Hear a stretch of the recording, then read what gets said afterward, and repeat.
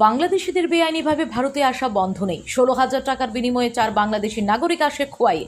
মহাদেব টিলা এলাকায় সাদা পোশাকে পুলিশ তাদের আটক করে। গোপন খবরের ভিত্তিতে আশারামবাড়ির সীমান্ত দিয়ে চোরা পথে 4 জন বাংলাদেশি আটক খোয়াই মহাদেব টিলা এলাকায়। ঘটনার বিবরণে প্রকাশ, আজ সকালে ইন্ডিয়ান টাউট এবং বাংলাদেশ টাউটের মাধ্যমে 16,000 টাকার বিনিময়ে আশারামবাড়ি সীমান্তে পৌঁছায় 4 বাংলাদেশি।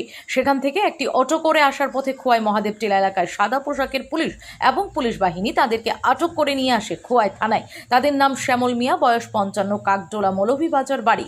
একই রকম শ্যামল মিয়া বয়স 55, হেলাল মিয়া বয়স 40 এবং আব্দুল বাজিদ সোহাগ বয়স 24। তাদেরকে জোর জিজ্ঞাসাবাদ চালাচ্ছে পুলিশ, কি কারণে তারা সীমান্ত টপকে ভারতে প্রবেশ করলো।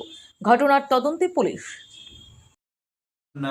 সকাল 11টা নাগাদ আমাদের যে একটা সিভিল টিম আছে ডিস্ট্রিক্ট হেডকোয়ার্টারে মাননীয় এসপি সাহেবের আন্ডারেই, ওই সিভিল টিমগুলো মহাদেব টিলাতে খবর পায় যে এখানে 4 জন বাংলাদেশি ওরা আসতে পারে। অ্যাকর্ডিংলি তারা যখন ওইখানটায় গেছে এবং তারা 4 জন সাসপেক্টেড লোককে তারা দেখতে পেয়েছে, তো তারা তেলেমুরা অভিমুখে যাবে এবং সঙ্গে সঙ্গে ওদেরকে সাসপিসিয়াস মুভমেন্টে ওদেরকে জিজ্ঞেস করাতে বুঝতে পারছে যে ওরা আমাদের দেশের নয়।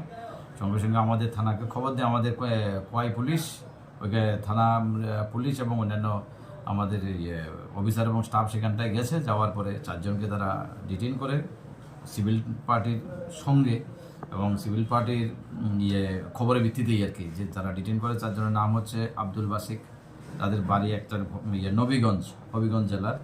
আর বাকি 3 জন হচ্ছে মৌলভীবাজারে, যাদের নাম হচ্ছে খালাল মিয়া, আর খেলাল মিয়া, আর হচ্ছে শ্যামল মিয়া, আর হলো আব্দুল মিয়া। সবার বাড়ি মৌলভীবাজার, বাংলাদেশ। তো নিশ্চয়ই এখানটার ভিতরে কোনো না কোনো টাউটের মাধ্যমে ওরা ক্রস হয়েছে ইন্ডিয়াতে ইলিগেলি, তাদের কোনো পাসপোর্ট নেই। এই রিগার্ডে আমরা একটা সমূহ কমপ্লেন নিচ্ছি এবং এর পিছনে যদি কোনো টাউটও ইনভলভ থাকে আমরা ইনভেস্টিগেশনে আসবে এবং ওদেরকে কোর্টে আমরা সোপর্দ করব। Thank you sir.